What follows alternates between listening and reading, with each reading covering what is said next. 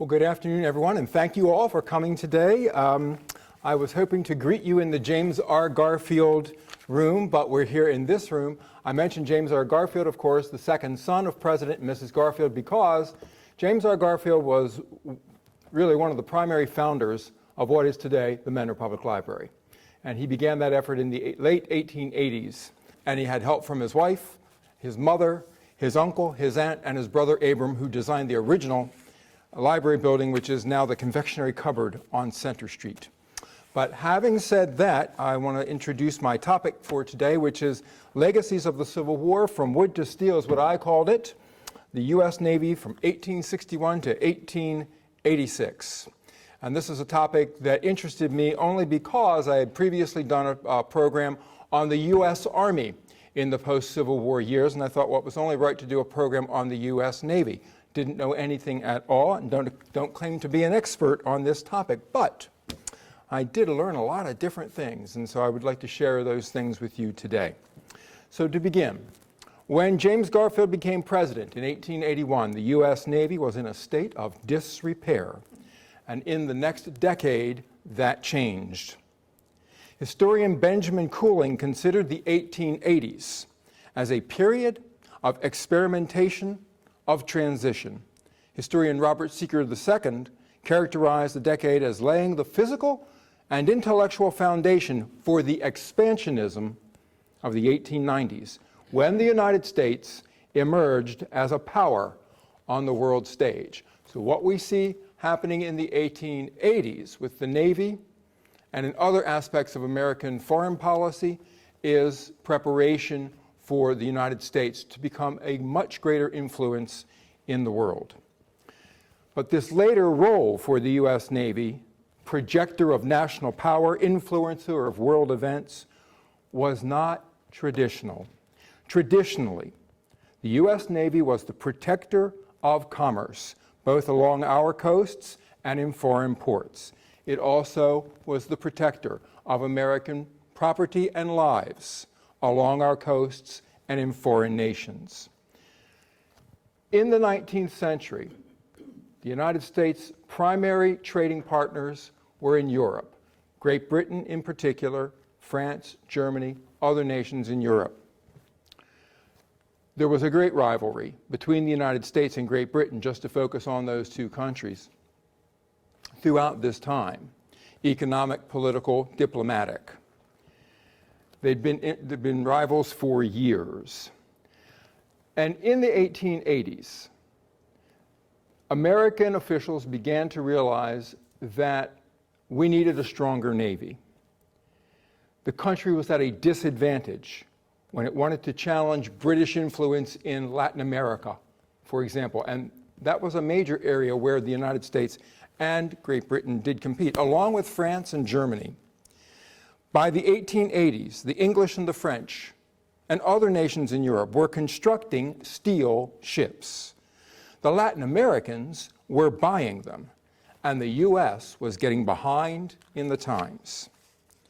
William Hunt, President Garfield's Secretary of the Navy in 1880, ranked the American Navy as 12th in the world, behind Great Britain, France, Denmark, Japan, Brazil, Chile, and even China. By 1880, President Hayes, President Garfield's immediate predecessor, recognized the need to do something about the sorry state of the U.S. Navy. Some members of Congress from the North and the South agreed. For economic, diplomatic, ideological, and domestic political reasons, the cause of improving the U.S. Navy gained ground. So let's look at a few of those different causes. Economic causes. By the 1870s, the growing agricultural and industrial output of the United States was such that internal consumption was no longer enough to meet demand, and export to Europe was not enough to sell the surplus either. So there was a push to expand U.S. products in other parts of the world, new foreign markets. And very soon this would be said of industrial production as well. Let's look at some diplomatic concerns. In 1879, war broke out between Peru, Chile, and Bolivia on the Pacific coast of South America. It's known as the War of the Pacific. In 1881, Garfield's Secretary of State, James G. Blaine, committed the United States to support Peru against Chile. A naval squadron of wooden ships was sent to the Pacific coast, and the Chileans threatened to destroy the American ships with its own steel-hulled English vessels, should the Americans interfere in any way in the war. There were some ideological concerns as well. American policymakers wanted to invoke the Monroe Doctrine to prevent English and European economic and political dominance in Central and South America. The United States saw Latin America as part of its sphere of influence. It was a natural economic area of interest. And so for these reasons, too, there is concern that the Navy has to be improved in order to make our influence felt. Some domestic political interests are involved here as well. Southerners wanted to sell their surplus farm products. Congressman William Whitmore of Tennessee, for example, and John Morgan of Alabama were advocates of this. They wanted to sell Southern farm products, and they wanted to get out of being dominated by northern states. So for these reasons, too, they become advocates of a Navy that will protect commercial shipping as we expand our markets, again in Latin America, but elsewhere in the world. At the same time, in the United States, there is a growing agrarian revolt, if you will, and labor disturbances are beginning. And the idea here is that by improving the Navy as the supporter of commerce, products get sold, farm products, industrial products get sold, and eventually that means prices for such goods or prices for labor will rise. So for all these reasons, people begin to see a need to improve our Navy. So what's going on with our Navy in the 1870s and in 1880 when that decade began? Well, let's step back a little bit here and take a look at the Civil War period. So in the Civil War period, at the beginning of the Civil War, Gideon Welles, and he was the Secretary of the Navy, and his assistant, Gustavas Fox, instituted a blockade of southern ports. They enlarged the Navy. They went on a buying spree to collect almost any craft that floated: whalers, yachts, tugs, ferry boats, first-class passenger steamers, and they converted them into warships by installing naval cannons. By the summer of 1861, one of the largest navies in the world had been created, and it had 264 ships. So we became recognized as having a very powerful Navy during the Civil War. Now, before July of 1861, Welles formed a Naval Review Board to consider the development of ironclads. And again, the ironclad was something that originated in Europe. So wooden-hulled vessels were clad in up to 6 inches of iron. They were the technological innovation of their day. Now, Welles and Fox were very aware that the Confederate Navy Secretary, Stephen Mallory, was trying to buy ironclads from the British and the French in 1861. Ultimately, he was not successful. And Welles committed $1.5 million to building ironclad monitors to counter the Southern efforts. The Swedish engineer, John Ericsson, designed the USS Monitor. It was 124 feet long and 18 feet wide. In January of 1862, the Monitor was launched. The very next month, February, the South's Merrimack was launched. And a month after that, There was a battle between those two ships, the Monitor and the Merrimack. It was a technical draw, but what it spelled was the end of the wooden navy. After the Civil War, there is a return to the idea that the Navy's primary purpose was to protect American commerce. So imagine naval ships serving in some convoy manner or some presence as naval ships enter foreign ports. That was the idea. That was the original use of the Navy. Wells and Fox, however, at the end of the Civil War, were committed to reducing the Navy in the name of economy. We're spending too much money in the federal government. We have to reduce costs. So demobilization became the imperative after 1865. And this continued through the 1870s, and particularly as the Democrats began control of the House of Representatives in 1874.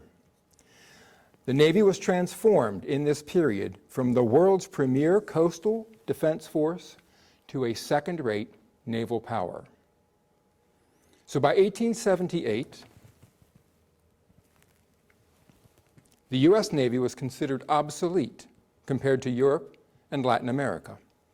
There was no modern ordnance, no modern cannons, for example, guns, on American ships. And they were unable to withstand the stronger firepower of even some Latin American nations. Again, think Chile, think Brazil, who were buying European-built steel ships. Commerce raiding operations. So this was common throughout the 19th century, where various nations would raid each other's, attack each other's commercial vessels. Well, by the time we get to the 1870s, we're still operating with wooden vessels and ironclads, and they had insufficient speed to escape many enemy ships that might be attacking them. So again, what are attitudes regarding the Navy in the 1870s and 1880s? First, there's this belief that there's no need for a large, modern Navy in peacetime. And it was just a very, very common idea that we weren't going to compete with European nations to build a large Navy. That's not what the United States was about at that time. It just was not part of our DNA, if you will. We didn't see ourselves in that light. Second, there was complacency. The wooden ships, the ironclads, had worked during the war. The Southern blockade was successful, and it was believed, well, this is sufficient, and this will protect us in the future. Wooden ships, ironclads. So there's no need to innovate. There's no need for new technologies or new kinds of ships that will be stronger and compete with other nations in the world. And again, there's this idea that we need to retrench. We need to be spending less money. And also, we're aware that in Europe, other nations are experimenting with ordnance, with steel ships, and how to make them. And why should the United States get involved in that? We'll just wait until they've all ironed out the kinks, and then we'll do what they're doing. But in the meantime, let's just wait and see what happens. So those are some of the ideas in the background also in the 1870s. What's the Navy for, after all? First of all, it is to protect commerce on the seas and in foreign ports. It's also used to defend the U.S. coast. So it's a militia, essentially. It is not an offensive weapon in the world. It defends American lives and property, as I mentioned before. And fourth, it's used for surveying and deep sea sounding. Something else that's going on in this period. There's an effort in the government and throughout the country to reconcile the North and the South, to really be a union again. Yes, the North won the war, the South lost the war, but now we not only want to declare victory or mourn defeat, we want to come back together again. And that is a major idea that's going on in the nation at that time. There's a focus on enhancing, preserving, defending the newly won civil rights of blacks in this country. The 13th, the 14th, the 15th Amendments were all passed to that purpose, and that's a major focus of the government at that time, not looking at the Navy and improving it. The Transcontinental Railroad is a big deal, and conquering the Indians in order that the Transcontinental Railroad is completed, that's a major concern as well. Expanding in the West, settling the West. These are the concerns of the American government at that time. Civil rights, expansion, the railroad, removing the Indian threat, reconciling these two warring sections of the country. Now, so the Navy is not a part of that priority.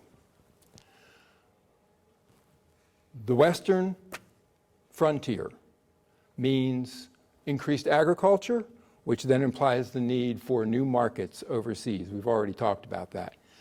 Americans can't consume everything they're producing agriculturally or industrially. So we want to go into Latin America, into Asia, into Africa. We were beginning to develop trade agreements with the island of Madagascar, for example, on the east coast of Africa. We established trading ties with the Japanese, with the Koreans. We wanted to get into China in a larger way. And again, Latin America. We want to expand trade with Latin America. We produce agricultural products and finished industrial goods. They send us raw materials. That's the idea. And we are aware at this time that we're not alone, that the Europeans are also competing with us in all of these places, in Asia, in Latin America, in Africa. The change begins, however, with President Garfield and his Secretary of the Navy, William Hunt. Garfield directed Hunt to look at a naval building program in 1881. Now, Hunt was a pro-Union Southerner from Louisiana who campaigned for the ratification of the 13th, the 14th, and the 15th Amendments, which granted freedom to the slaves, voting rights, and citizenship. Interestingly, I think, his wife was very close to the wife of the Vice President, Ellen Arthur. Now, at this point, Ellen Arthur was dead, but the connection is there because, of course, we're going to be talking about Mr. Hunt and President Arthur in just a couple of minutes. Again, Hunt ranked the U.S. Navy very poorly in comparison to so many other nations in the world, British, the French, and so forth. And he established a board to review the Navy's building program. It's called the First Naval Advisory Board, and it was chaired by Commodore John Rogers. John Rogers was born in Havre de Grace, Maryland in 1812, and he led the North Pacific Exploring and Surveying Expedition in the mid-1850s. So again, we have this idea of the Navy being used for surveying and deep sea soundings and things like that. He also participated in the Civil War, helping to blockade southern ports.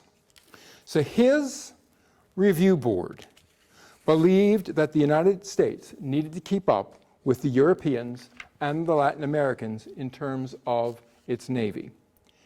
This board also believed that the United States needed to stimulate the domestic steel industry and to improve the quality of U.S. steel, and by engaging the steel industry in the production of steel plates for ships, these goals would be accomplished. In the summer of 1881, after several months of study, Commodore Rogers' board proposed 120 warships, including 21 ironclads, 70 unarmored cruisers, 5 rams, 5 torpedo gunboats, and 20 torpedo boats. It was considered by Congress to be overly ambitious, and Congress also balked at the cost. It was over $29 million. So the Congress was saying no to this idea. Well, all of this transpires in the summer of 1881, and soon after this report was delivered to Congress, James Garfield was assassinated. And at that point, everything stopped. And it wasn't until after President Garfield's death in September of 1881 that any kind of talk about expanding the Navy or building steel ships begins again. In 1882, the year after President Garfield died, Congress focused on cost cutting, but it authorized, did not fund, 5 monitors, the repair of wooden ships, and said that any leftover funds could be put toward the construction of 2 steel cruisers. So it's a much reduced program now that Congress is willing to participate in. By this time, President Arthur appointed Secretary Hunt to be the minister to Russia, and he went to Russia in April of 1882. Again, no funds were passed to do anything during the time that Hunt was the Secretary of the Navy. His successor was William Chandler, seen there on the left. Now, Chandler had a reputation as a lobbyist, a politician, and a spoilsman. He was very interested in civil rights during and after Reconstruction. As Secretary of the Navy, he sought to persuade Congress to fund the building of new steel ships just as Hunt had. And he wanted to improve the technical capabilities of the Navy. Like Hunt, Chandler viewed the existing fleet as, quote, a subject of ridicule at home and abroad, unquote. He appointed a second advisory board in late 1882 after the death of Commodore Rogers. The head of that board was Commodore Robert W. Shufeldt. Shufeldt was an advocate of trade expansion, and in 1872, for example, he had concluded a treaty of amity with Korea to that end. Shufeldt and his board were more politically realistic than the Rogers board. And that board, the Shufeldt board, recommended 4 unarmored cruisers and a dispatch boat. So, first of all, what's an unarmored cruiser and what's a dispatch boat? So cruisers, again, are used basically to guard the coasts. Unarmored meaning that they did not have decking that protected the mechanical works within the ship. So think of a steel hull and wooden decks, which might be vulnerable, but that's what they were willing to go with. A dispatch boat is a relatively small vessel that would travel between cruisers delivering messages as need be. Congress passed an appropriation of $1.3 million on March 3, 1883, for 3 cruisers and a dispatch boat, and the bidding began on March 21st, a few weeks later. In the 1883 legislation, it was stated that the ships must be built of domestic steel. However, at this time, no U.S. firm was capable of producing the flexibility in steel that the Navy required for ships. In the early 1880s, iron, not steel, was the preferred metal in manufacturing. And many naval officers had their doubts about the ability of the steel industry to produce the right quality of steel needed for ships. To this time, American steel producers had not produced steel plates for any ships at all. The government arranged for annual subsidies to private steel companies like Bethlehem, Midvale, Cambria, the Cleveland Rolling Mill Company, to induce them to produce the right steel for ships. So there are a couple of technical issues. Again, could the U.S. steel manufacturers produce steel plates of sufficient size and thickness to be used to build ships of steel? Again, remember, ironclads, or I should note, ironclads had iron plates as thick as 6 inches. Was the steel industry able to produce something like that? At that moment, no. Secondly, would the steel produced be flexible enough to sustain damage without harm to the ship? So imagine a steel ship being hit by a missile of some sort, right? And will that steel move but not break, rendering the ship in great danger? So that was the idea. So the tensility of steel was the flexibility of the steel was a very important idea.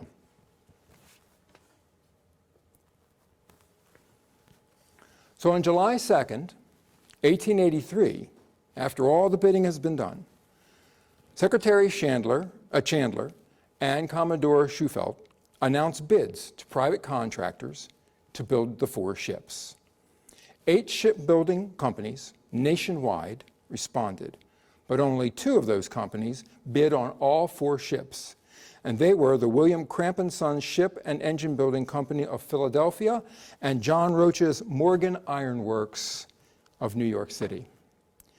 Roach was the low bidder for all 4 ships, and he was awarded all 4 contracts to the consternation of all the other companies. And the 3 cruisers were to be named the Atlanta, the Boston, the Chicago, and the Dolphin. And they were known as the A, B, C, D ships. So these are the original steel ships of the U.S. Navy that would be produced. And notice that, yeah, they have their smokestacks, right, indicating coal and indicating steel, right? But they also have sails. We can talk about that later if you like. Meanwhile, Secretary Chandler appointed Rear Admiral Edward D. Simpson to head a gun foundry board to explore the matter of ordnance, guns, the other major issue when considering the construction of steel vessels. At the time, Tennessee Congressman DeWitt Clinton Adkins said this: "We have no artisans competent to make guns. If that is true, we have no artisans competent to make ships."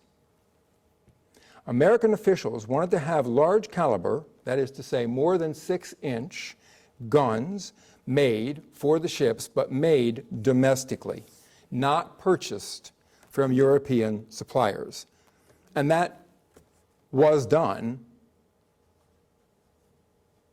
But now we want to say, no, we're going to make them ourselves. Again, at the time, American steel manufacturers could not produce large guns. They could do 6-inch, but that was it. Now, Simpson's Gun Foundry Board debated on how to proceed. They formed a committee which went to Europe to see what the British, the French, and the Russians were doing. And they came back with 4 different models that they had seen. One was an all government-owned and operated foundry. The second was a government, was private interests, private manufacturers being supplied by the government tools to make the guns. A third model that they saw in Europe was to supply subsidies to private firms to build guns. And the fourth model was the private manufacture of in government-owned factories. So the government builds the factory, private concerns work in it. And more or less, it was this option that was initially selected. Government-owned factories with private companies doing their work, producing the ordnance in them. Plants were set up in Troy, New York, and in the Washington Navy Yard to produce the guns that the ships would need. And they were to produce everything up to the 16-inch guns, which were still going to be supplied by the English, interestingly enough.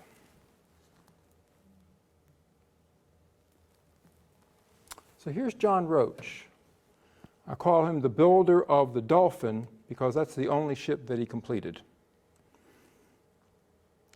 Roach was a controversial figure seen by many Democrats at the time as a corrupt insider with Republican support. Roach's work on the Tennessee the USS Tennessee in 1871 was a subject of controversy at the time. He was awarded a contract for repairing this vessel. It took 3 years to complete at great expense, and Roach was accused of selling off old engines for scrap and pocketing the profits. And all of this occurred during the Republican administration of Ulysses S. Grant. So the Democrats are going to paint this brush: corrupt Republican officials, a corrupt Grant administration giving Roach all kinds of goodies, all kinds of benefits. On the other hand, John Roach was seen as someone who had a wealth of experience building ships. He had come to this country as a young fellow from Ireland. He learned the trade. He developed his company, the Morgan Iron Works, in New York City, and they were on the cutting edge of naval technology at the time. It was said of his company that he had a perfectly integrated complex from mine to shipyard. He was able to coordinate all the phases of the building program, from the importation of raw materials to the subcontractors and suppliers. He could build the ships in his yards from start to finish. The contract with John Roach stipulated the following: the steel warships must conform to all specifications described by naval designers. The steel used in the construction of the hull and boilers must conform to the standards established by the Advisory Board. The steel must be subject to inspection by the Navy Advisory Board. And when delivered, each ship was to undergo a trial trip. If the contractor failed to abide by the requirements of the contract could be forfeited at the discretion of the Secretary of the Navy. Keep that in mind. If the Secretary forfeited the contract, all monies owed up to that point would be paid, but then the Navy would take over the yard and complete the work itself. And that's exactly what happened. What were some of the problems for John Roach? Well, the Dolphin was the first of the ships to be constructed, though the keels for all 4 ships, again, the Atlanta, the Boston, the Chicago, all were laid by the end of 1883. The manufacture of steel plates, however, took longer than expected. Many of those steel plates did not meet the Navy standards and had to be redone. Heavy spring rains in 1883 delayed the work. A fire in August in 1884 destroyed the equipment in the New York shipyard. Repeated changes in the specifications for the ships by the Naval Advisory Board itself slowed construction. So that's another issue that's happening here that I can only really touch on. During this time, the Navy is trying to figure out what designs should be, and they keep changing things on John Roach. And so he's having a hard time meeting their specifications because the specifications keep changing. The flexibility of the steel, what's called the tensile strength, the design of the boilers, the tightness of the hatches, all of these things were criticized by naval inspectors. The vibrations in the frame, and most important, the speed of the vessels was criticized. How could a vessel traveling at only 14 knots capture or escape from a commercial vessel of a foreign nation that was traveling at 15 or 16 or 17 knots? And yet that's what the Dolphin's speed was. The Dolphin was also 2 months late for its trials. And during the trial, a propeller shaft, a steel propeller shaft, broke. And the ship had to be towed in, worked on again, and then subsequently retried. Interestingly, or unfortunately for John Roach, the Dolphin's trials took place as a new president took office. Chester Arthur's term came to an end in March of 1885, and now a Democrat, Grover Cleveland, was the president of the United States. And his Navy Secretary William C. Whitney refused to accept the Dolphin under the circumstances which I've already described. The result of Whitney's actions was the ruin of John Roach. His company was bankrupt within 2 years, and he died shortly thereafter. By 1885, problems were found with all 4 of the ships: the quality of the armor plating, the boilers, and much more. And ultimately, the A, B, C, D ships were completed by the Navy in John Roach's shipyard. As the 1880s gave way to the succeeding decade, the initial difficulties of constructing a steel navy were resolved. Though tensions remained between Congress and the Navy on one side and private industry on the other, better designing, rigorous standards for steel used in armor and ordnance, and an accommodation by industry of government inspection propelled the creation of a steel navy. Congressional resistance to putting money into the Navy receded slowly but surely over time. And at the same time, battleship construction meant to directly challenge foreign warships gained acceptance. So again, we go from steel cruisers to now beginning to think about battleships that will compete with European battleships. But that movement occurred during the course of the 1880s and the early 1890s.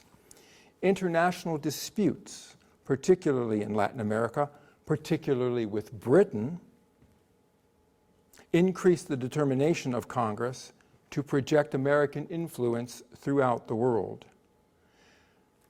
The Depression that began in 1893 fostered investment in the steel industry in order to keep workers employed. So again, this is a theme throughout the history of this development of the Steel Navy, that we actually have a depression that is spurring construction of steel ships. Keep these men employed. And finally, a recognition that Britain, France, Germany, Russia, Spain, and Japan were all investing in steel navies spurred the development of our own steel navy, encouraged presidents and congressmen to do that. By 1898, the United States had developed in less than 20 years a navy that could destroy the Spanish fleet in Manila Bay. In 1907, President Theodore Roosevelt sent the Great White Fleet, steel ships, steel navy, on a worldwide tour. This was the symbol of the enlarged standing of the United States in world affairs, only 22 years after the unveiling of the nation's first ships of steel. So that was a very quick and brief account of how we got from wood to steel, and if you have any questions.